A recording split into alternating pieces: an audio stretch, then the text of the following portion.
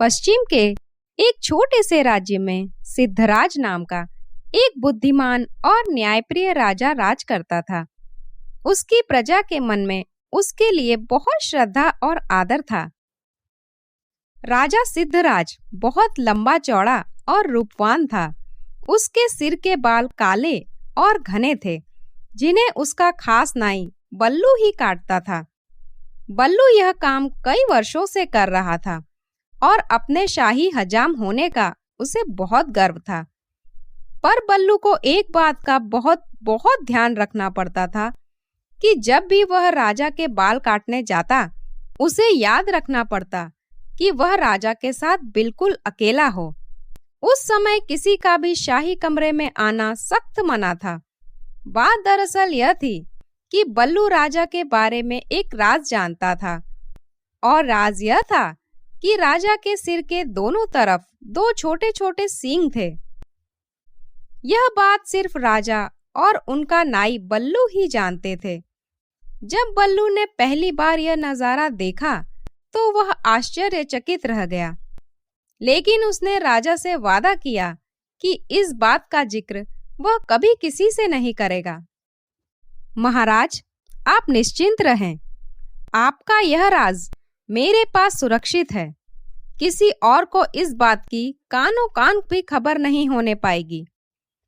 ऐसा सुनकर राजा सिद्धराज ने राहत महसूस की। उसे डर था कि अगर लोगों को इस बात की जानकारी हो गई तो राज्य भर में उसकी खिल्ली उड़ेगी और हो सकता है लोग उसका आदर करना बंद कर दें या फिर नए राजा की ही मांग करने लगें।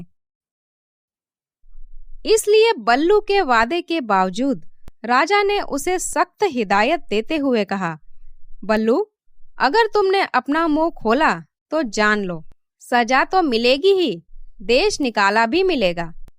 बल्लू हजाम की डर के मारे हालत पतली हो गई। उसने कानों को हाथ लगाया और अपना मुंह बंद रखने की कसम खाई। कई वर्ष बीत गए। बल्लू को अपना वादा याद रहा। उसकी स्वामी भक्ति से प्रसन्न राजा कभी कभार उसे अच्छे अच्छे उपहार भी देता रहता। पर समय बीतने के साथ साथ बल्लू के सब्र का बांध भी टूटने लगा। उसके पेट में वह राज अब पचता नहीं था और वह चाहता था कि कोई तो ऐसा हो जिसे वह राजा के सींगों वाली बात बता सके।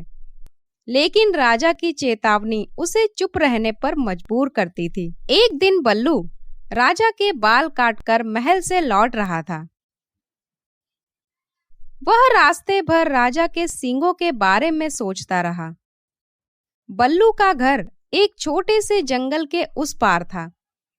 ऊंचे ऊंचे पेड़ों और लटकती बेलों के बीच में से धीरे धीरे चलता हुआ बल्लू जब थक गया तो सुस्ताने के लिए एक घने पेड़ के नीचे बैठ गया।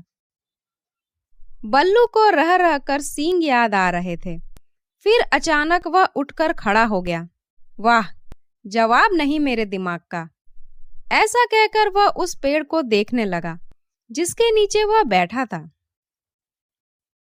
अरे हाँ भाई, इस पेड़ को तो बता सकता हूं ना, राजा के उन अजीब सींगों के बारे में। अब यह राज मेरे पेट में नहीं पचता। पेड़ तो बोल सकता नहीं और इस तरह किसी और को यह बात पता चलने का डर भी नहीं है। पेड़ के पास यह राज हमेशा राज रहेगा और मैं भी इस बोझ से मुक्त हो जाऊंगा। बल्लू ने ऐसा निश्चय किया और जोर से बोला, हे पेड़, आज मैं तुम्हें एक राज की बात बताने वाला हूँ, तो ध्यान से सुनो। बात यह है कि हमारे राजा सिद्धराज के सिर पर 2 सींग हैं। हाँ हाँ, उनके 2 सींग हैं।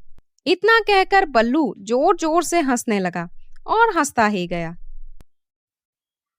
वह भयंकर भेद आखिर खुल ही गया। बल्लू खुश था। उसका भार जो हल्का हो गया था। उसके बाद वह आराम से घर पहुंच गया।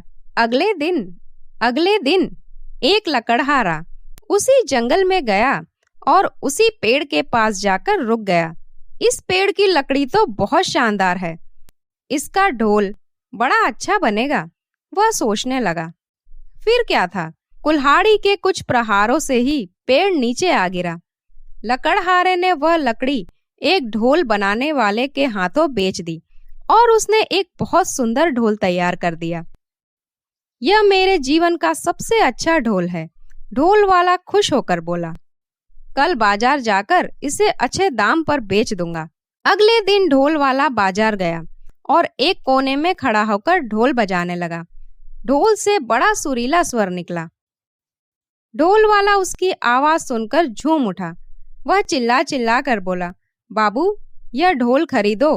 कोई है जो इस शानदार जानदार ढोल को खरीदे? धीरे धीरे उसके इर्द गिर्द भीड़ जमा हो गई। लोग खामोश होकर ढोल की मजेदार आवाज सुनने लगे। भाई वाह, क्या कहने हैं इस ढोल के, एक बूढ़े आदमी ने तारीफ की। तारीफ सुनकर ढोल वाला और भी जोर से ढोल पीटने लगा। तभी उस ढोल में से एक अजीब आवाज आई। लोगों के कान खड़े हो गए, उनका दिल धक से रह गया। ढम ढम ढम ढम ढोल बजा। आज मैं तुम्हें एक राज की बात बताने वाला हूँ, ध्यान से सुनो। हमारे राजा सिद्धराज के सिर पर 2 सींग हैं।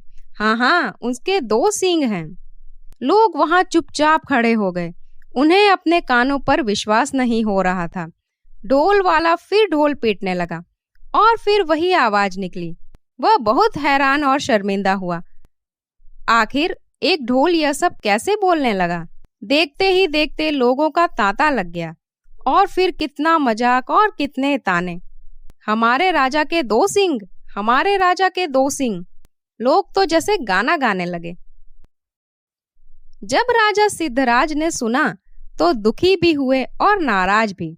गुस्से से उनका चेहरा तमतमा उठा और वह गरजते हुए बोले, उस ढोल वाले को पकड़कर यहाँ ले आओ। राजा के सैनिकों ने शीघ्र ही उसे पकड़ा और राजा के सामने लेकर आए। ढोल वाला डर के मारे कांप रहा था। बदमाश, तेरी इतनी हिम्मत कि तू मेरी खिल्ली उड़ाए, राजा ने फुंकारते हुए कहा।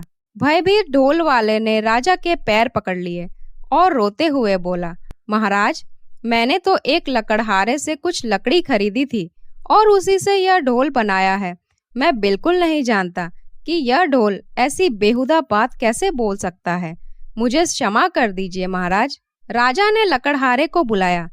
जो लकड़ी तुमने ढोल वाले को बेची वह तुम्हें कहाँ से मिली? लकड़हारे की ऐसी हालत थी कि काटो तो खून न निकले।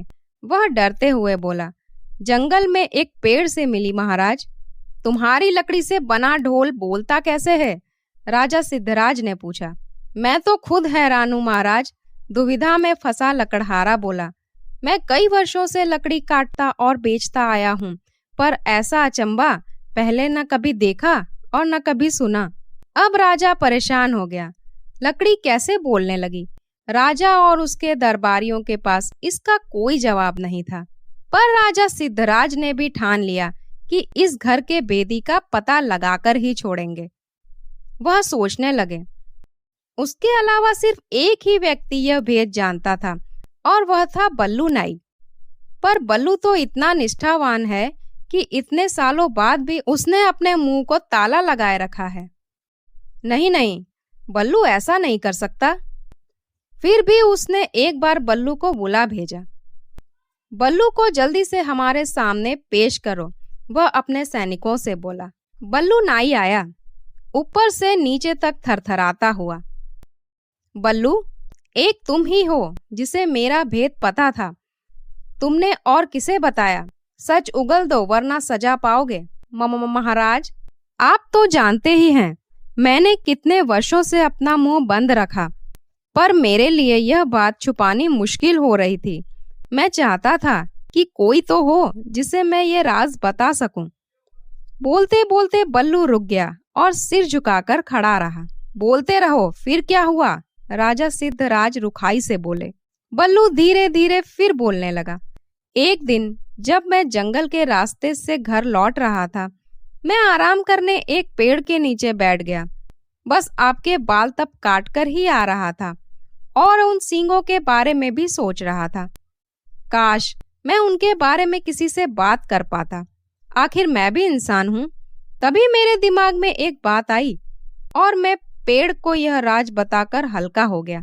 सोचा कि पेड़ को बताने से क्या नुकसान, पर मुझे क्या मालूम था कि इसकी लकड़ी ही बोल पड़ेगी। अब समझा, बुद्धिमान राजा ने पहेली सुलझा ली। वह पेड़ कोई साधारण पेड़ नहीं, बल्कि एक चमत्कारी पेड़ था।